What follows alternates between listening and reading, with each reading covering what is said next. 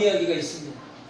공자의 제자 중에 자장이라는 사람이 있었는데 이 사람은 매사에 적극적이고 가시욕이 매우 강한 사람이었습니다. 그래서 공자는 항상 자장에게 늘 신중히 생각하면서 남에게 공손하고 겸손한 사람이 되라는 가르침을 주었습니다. 또 공자의 제자 중에 자라는 제자도 있었습니다. 그런데 이 사람은 자장이라는 제자와는 달리 반듯하기는 하지만 사소한 형식에 구애받는 소극적인 성격의 사람이었다고 합니다. 그런데 어느 날 이 둘을 아는 어떤 사람이 공자에게 찾아서 이렇게 물었다고 해요. 선생님, 자장과 자 둘 중에 누가 더 낫습니까?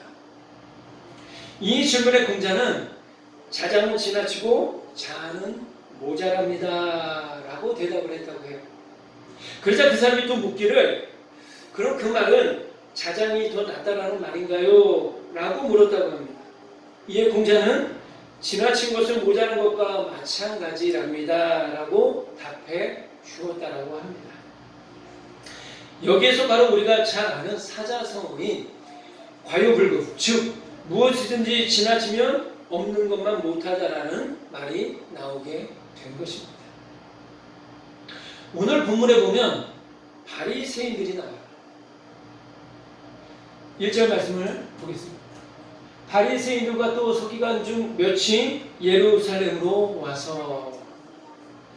근데 저는 이 바리새인들을 보면 이 과유불급이라는 단어가 떠오르게 돼요. 왜 그런지 그 이유를 설명해 드리겠습니다. 사실 바리새인들은 어느 누구보다도 하나님의 말씀을 최선을 다해 지키며 살아가고자 했던 사람들이었어요. 그런데 오늘 본문을 보면 아이러니하게도 예수님은 그런 바리새인들을 꾸짖고 책망하셨다라는 거죠. 심지어는 이 독사의 자식들아 와 같은 독설의 말도 서슴지 않고 바리새인들에게 하셨다라는 거예요.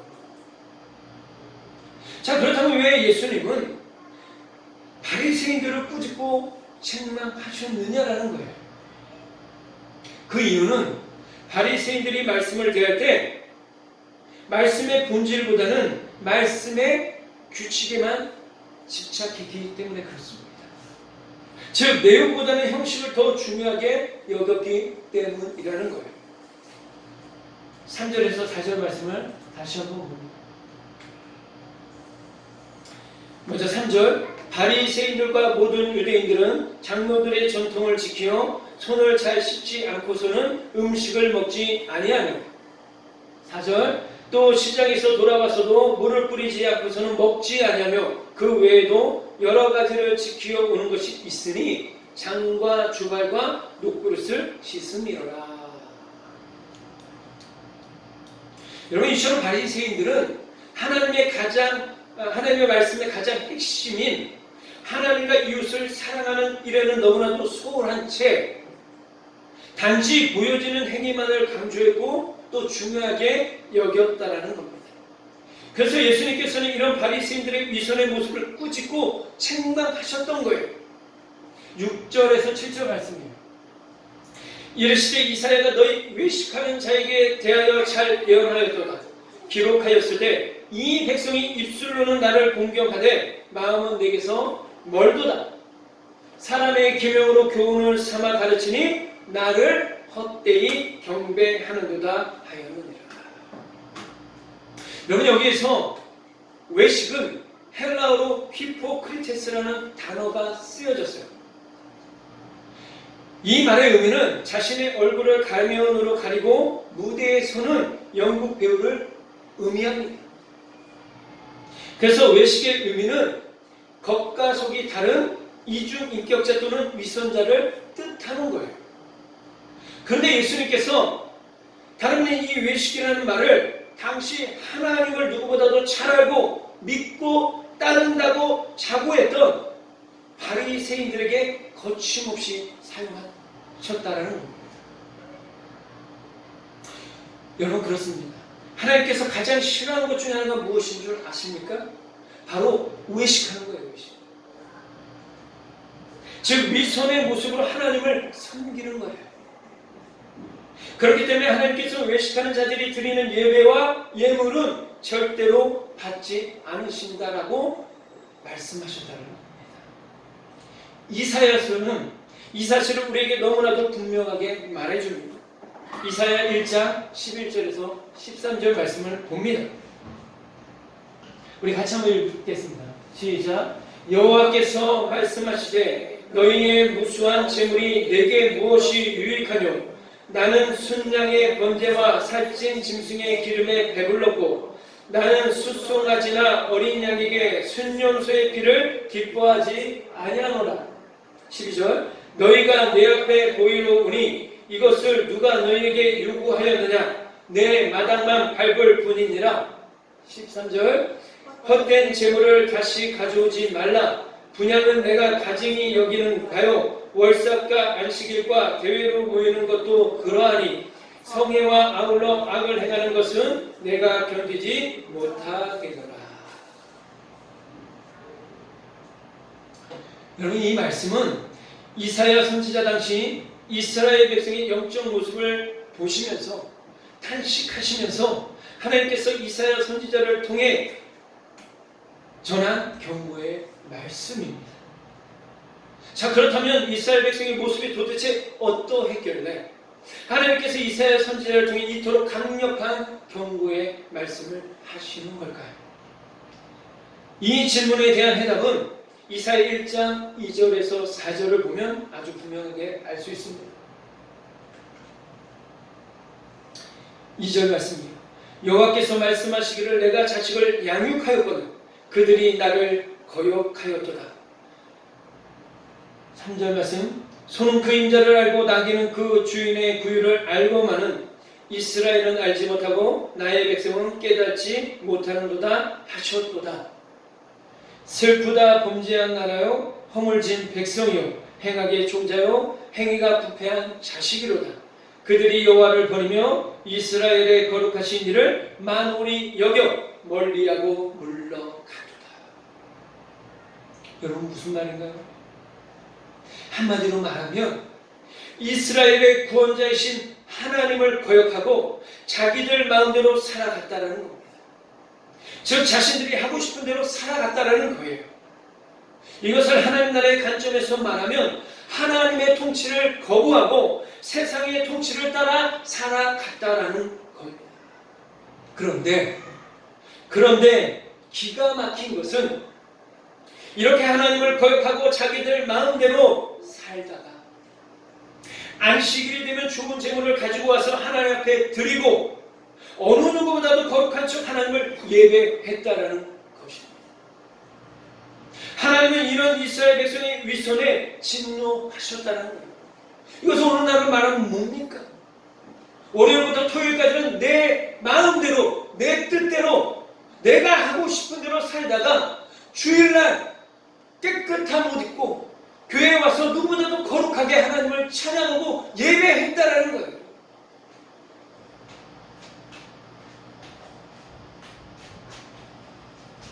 하나님은 이런 이스라엘 백성의 위선에 진노하셨다라는 겁니다.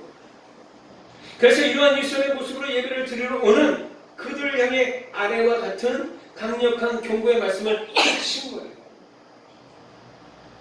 13절 말씀이에요. 다시는 헛된 재물을 가져오지도 말고 헛된 예배 드리지도 마.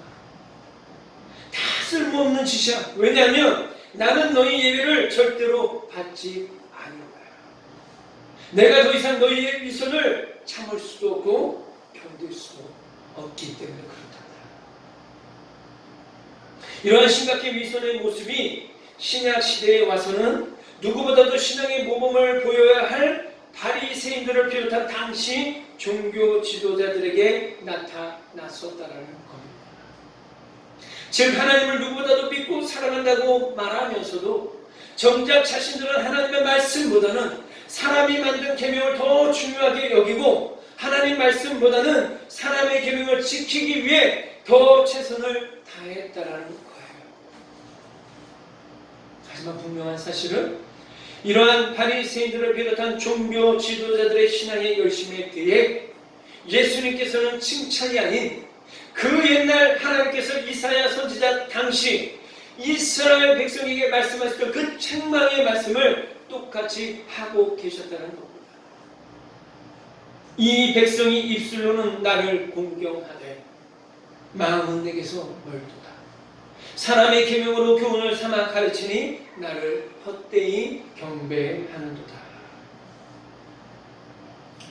사실 저는 이 말씀을 보면서 한 사람의 목사로서 혹시 지금 나의 모습이 예수님 당시에 바리새인과 같은 위선의 모습을 하나님을 예배하고 있지는 않은지, 또한 말로만 하나님을 사랑한다고 말하고 삶에서는 내 뜻대로 살아가고 있지는 않은지, 그래서 만약 하나님께서 오늘 저에게 나타나셔서 차 목사, 더 이상 그런 헛된 예배 드리지 마라. 나는 절대 그런 예배 받지 않을 거야. 다 쓸데없는 짓이야. 라는 말씀을 하시면 어떡하지라는 생각을 하게 되니 정말 정신이 바짝 들더라고요. 그러면서 제 자신의 현재의 신앙의 모습은 어떠한지에 대해 다시 한번 깊이 돌아보는 신앙의 성찰을 해보게 되었습니다. 자, 그렇다면 여러분들에게도 한번 묻겠습니다. 여러분들은 어떠세요? 여러분들은 지금 어떠한 모습으로 하나님을 예배하고 있습니까? 또 어떠한 마음과 태도를 가지고 삶 속에서 신앙생활, 믿음의 생활을 해나가고 있습니까? 간절히 바라기는 하나님께 책망을 듣는 예배자가 아니라 하나님께서 찾으시는 단 한 사람, 그 예배자가 여러분이 되기를 주님의 이름으로 간절히 축복합니다. 아울러 삶 속에서도 위선의 모습이 아닌 정직과 진실의 모습으로 참된 예배자의 삶을 살아가는 믿음의 사람들이 되시기를 주님의 이름으로 간절히 축복합니다. 자, 그렇다면 다시 본론으로 돌아와서 8절을 다시 한번 봅니다. 저기 어떻나요? 8절 말씀 다시 한번 봅니다. 너희가 하나님의 계명은 버리고 사람의 전통을 지키느니라. 자, 그다음 여기서 말하는 사람의 계명은 무엇이고 하나님의 계명은 무엇인 걸까요? 이 둘은 과연 어떤 차이를 가지고 있는 걸까요? 먼저 사람의 계명인지 사람의 계명이 무엇을 말하는 것인지부터 설명해 드리겠습니다. 사실 사람의 계명이 무엇인지에 대해 디테일하게 설명을 하려면 많은 시간을 필요로 합니다. 그래서 사람의 계명에 대해 그 핵심만 오늘은 설명해 드리도록 하겠습니다. 여러분, 이스라엘은 솔로몬 왕 이후 남과 북으로 나누어진 거예요. 그래서 북쪽은 북이스라엘이 되고 남쪽은 남유다가 돼요. 이 두 나라는 오랜 시간 동안 흥망성쇠의 시간을 보내다가 북이스라엘은 BC 721년에 아수르라는 나라의 멸망을 당합니다. 그리고 남유다는 그로부터 200년이 지난 후에 바벨론이라는 나라에 의해 멸망을 당하게 됩니다. 그런데 남유다 백성 중 살아남은 사람들은 바벨론으로 끌려가 그곳에서 무려 70년 동안 포로 생활을 하게 됩니다. 그런 후에 하나님의 은혜 가운데 다시 이스라엘 땅으로 돌아오게 됩니다. 그런데 이들 중에 이스라엘이 멸망하게 된 가장 근본적인 이유가 하나님 말씀에 불순종했기 때문이라고 생각하는 사람들이 있었어요. 그래서 이들은 어떻게 하면 하나님 말씀을 더 잘 믿고 지키며 살아갈 수 있을까를 늘 고민하고 그 말씀을 실천하며 살아가기 위해 최선을 다합니다. 이들이 바로 훗날 바리새인이라는 이름을 가진 부류의 사람들이 되었다는 겁니다. 이래도 바리새인들은 어느 누구보다도요, 늘 하나님의 말씀을 어떻게 하면 잘 지키며 살아갈 수 있을까를 고민했어요. 그러다 보니 하나님이 주신 말씀에 자신들이 인위적으로 여러 조항들을 만들어가기 시작한 겁니다. 이 조항들이 시간이 흐르면서 성경에서 말하는 사람의 전통, 즉 사람의 계명이 되어진 겁니다. 그런데 사실 바리새인들이 이 조항을 처음에 만들어낼 때 그 목적은 너무나도 선했다는 거예요. 그 선한 목적이란 바로 말씀을 더 잘 지키고자 하는 것에 있었다는 겁니다. 그런데 시간이 지나면서 인위적으로 만든 이 조항들이 하나님의 말씀보다 더 중요한 것처럼 여겨지게 된 거예요. 그러다 보니 자연적으로 하나님의 말씀보다 이 사람의 계명을 더 잘 지키기 위해 최선을 다하게 된 거예요. 그러다 보니 나타난 부작용이 무엇이냐면 하나님께서 말씀을 주신 그 본래의 의미보다, 다시 말해 말씀의 본질이 무엇인가 보다 단지 눈에 보여지는 규칙들을 지키는 것이 더 중요한 것이 되어버린 겁니다. 한마디로 내용보다 행위가 더 중요한 것이 되어버린 겁니다. 그러니 자연적으로 바리새인들은 그 규칙들을 지키지 않은 사람들에 대해서는 어떤 생각을 가졌겠어요? 정죄하고 비판하는 모습을 보이게 되었다는 겁니다.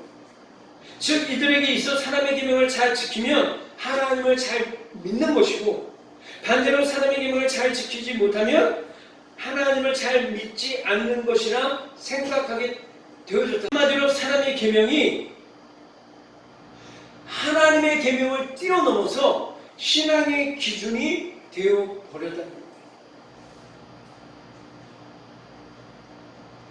자, 그렇다면 하나님의 계명은 뭐일까요? 이에 대한 정의는 마가복음 12장 30에서 31절 말씀이 아주 분명하게 정의해주고 있습니다.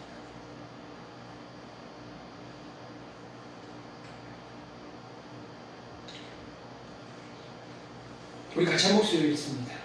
내 마음을 다하고 목숨을 다하고 뜻을 다하고 힘을 다하여 주 너의 하나님을 사랑하라 하신 것이요. 31절이요. 둘째는 이것이니 내 이웃을 내 자신과 같이 사랑하라 하신 것이라. 이보다 더 큰 계명이 없느니라. 아멘. 이 말씀을 로마서 13장 10절에서 사도 바울은 더 간단하고 분명하게 요약해서 말합니다. 같이 읽습니다. 사랑은 이웃에게 악을 행하지 아니하나니 그러므로 사랑은 율법의 완성이니라. 아멘. 뭐라고요?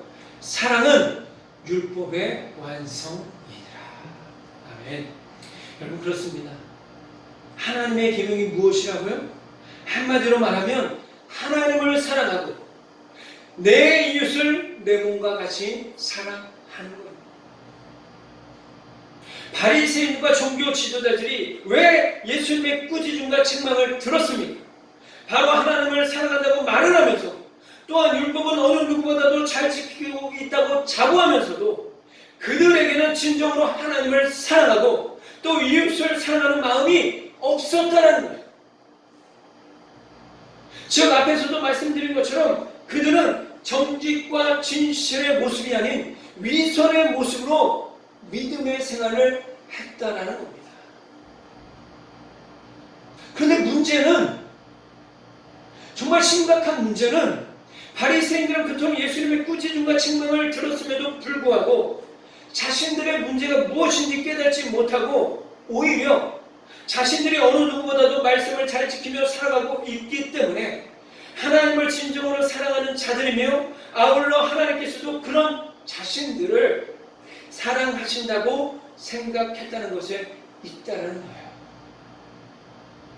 그렇게 심각한 착각 속에 있다 보니 율법을 잘 지키며 살아가고 있는 자신들은 깨끗하고 거룩하며 청결한 자들이고, 자신들만큼 율법을 잘 지키지 못하는 사람들은 반대로 더러운 죄인들이라고 생각한 것은 어쩌면 그들에게 있어서 매우 당연한 것이었는지도 모릅니다. 하지만 예수님께서 생각하시는 거룩과 청결은 바리새인들이 생각하는 그것과 전혀 달랐다는 거죠. 어떻게 달랐을까? 15절, 16절을 봅니다. 무엇이든지 밖에서 사람에게로 들어가는 것은 능히 사람을 더럽게 하지 못하되 사람 안에서 나오는 것이 사람을 더럽게 하는 것이니라 하시고. 여러분 그렇습니다. 예수님께서 말하는 진정한 더러움의 근원은 몸을 깨끗이 씻지 않고 손을 깨끗이 씻지 않는 것에 있는 것이 아니라 그 어떤 깨끗한 물로도 씻을 수 없는 어디요? 사람의 마음에 있다라는 것입니다. 즉 다시 말해 사람 밖에 있는 그 어떤 것도 사람을 진정으로 더럽게 할 수 없고 오직 사람 안에서 나오는 것 무엇이 있어요? 거기에는 말이 있고 생각이 있고 의지가 있고 영적 반응 등등이 있겠지요. 이러한 것들이 사람을 진정으로 더럽게 한다는 겁니다. 그렇다면 사람의 마음 안에서 나오는 것들은 어떤 것들입니까? 21절, 22절 말씀을 봅니다. 속에서 곧 사람의 마음에서 나오는 것은 악한 생각, 곧 음란과 도둑질과 살인과 간과 탐욕과 악독과 속임과 음탕과 질투와 비방과 교만과 우매함이니. 여러분 분명한 것은 위에 열거된 이 12개의 악한 마음이 인간의 마음에서 나오는 전부가 아니라는 거예요. 다시 말하면 사람의 마음 속에는 이보다 훨씬 더 악하고 더러운 생각들과 마음들이 가득히 있다라는 겁니다. 이게 뭘 말하는 거예요? 그만큼 사람의 마음이 부패하고 악하다라는 것을 말해주고 있는 거예요. 그렇기 때문에 예수님께서 말씀하시는 거룩과 청결의 기준은 단지 손을 씻고 음식을 먹었느냐 먹지 않았느냐와 같은 눈에 보이는 외적인 행위에 있었던 것이 아니라 어떤 마음을 가지고 살아가느냐의 문제에 그 기준이 있었다라는 겁니다. 즉 사람은 누구나가 죄인이기 때문에 끊임없이 그 마음 안에 악한 생각과 마음들이 일어나게 되어 있습니다. 하지만 분명한 것은 어느 누군가는 그 악한 생각에 사로잡혀 사람들에게 아픔과 상처를 주는 인생으로 살아가게 되는 반면 또 반대로 어느 누군가는 그 악한 생각들에 사로잡혀 살아가는 인생이 아니라 오히려 그것들을 이겨내고 아픔과 상처를 안고 살아가는 사람들에게 기쁨과 희망과 소망을 주는 인생을 살아가게 되더라는 겁니다. 그렇다면 끊임없이 마음 안에서 일어난 이 악한 마음을 능히 이겨내고 사람들에게 아픔과 상처가 아닌 오히려 사람들에게 기쁨과 희망과 소망을 주는 인생을 살아갈 수 있는 그 비결이 뭐냐라는 거예요. 뭡니까? 바로 하나님의 계명을 날마다 지키며 살아가는 거예요. 다시 말해 마음과 힘과 뜻을 다하여 하나님을 사랑하고 내 이웃을 내 몸과 같이 사랑하며 살아가면 되는 겁니다. 분명한 것은 이러한 삶을 살아가는 사람들은 반드시 거룩한 하나님의 성품을 닮아갈 뿐만 아니라 이 땅을 살아가는 동안 거룩한 하나님이 통치하시는 하나님의 나라가 임하는 통로가 된다는 사실입니다. 또 그로 인해 하나님의 풍성한 기쁨과 은혜를 누리며 살아가게 된다는 거예요. 그런데 여러분 솔직히 우리가 삶 속에서 이렇게 살아가기가 쉽습니까? 쉽지 않죠. 정말로 우리가 마음과 힘과 뜻을 다해 하나님만을 사랑하고 또 내 이웃을 내 몸과 같이 사랑하며 살아가는 게 결코 쉬운 일은 아닙니다. 그렇기 때문에 하나님께서 우리에게 말씀하시는 거예요. 너 자신을 의지하지 말고 나를 의지하고 성령님을 의지하라. 그러면 성령님께서 우리를 도와 그런 삶을 살아갈 수 있도록 도와주시겠다는 겁니다. 사랑하는 여러분, 분명한 것은요, 진정한 기쁨이 무엇인지를 경험해본 사람만이 그 기쁨을 누릴 수 있고 또 그 기쁨을 나눌 수 있다는 거예요. 또한 진정한 은혜를 경험해본 사람만이 그 은혜를 흘려보낼 수 있는 사람이 될 수 있다는 겁니다. 이렇듯 말씀의 능력을 경험해본 사람만이 그 말씀 안에서 능력 있는 그리스도인의 삶을 살아갈 뿐만 아니라 그러한 삶을 통해서 하나님의 영광을 나타내는 삶을 살아갈 수 있게 된다는 겁니다. 그러하기에 간절히 바라기는 세상의 가치관을 쫓아 살아가는 삶이 아니라 오직 하나님의 말씀에 순종하며 살아가는 믿음의 삶이 되시기를 간절히 부탁드립니다. 그래서 그 무엇보다도 항상 마음을 다하고 힘을 다하고 뜻을 다하여 하나님을 사랑하고 내 이웃을 내 몸같이 사랑하며 살아가기 위해 늘 최선을 다하는 저와 여러분 모두가 되기를 간절히 주님의 이름으로 부탁드립니다. 이렇듯 우리가 하나님의 말씀을 사모하고 매일의 삶 속에서 그 말씀을 순종함으로 살아낼 때 우리의 삶 속에 날마다 하나님의 나라가 임하고 그 안에서 세상이 줄 수 없는 풍성한 하늘의 복을 누리며 살아가는 복된 인생이 될 줄 믿습니다.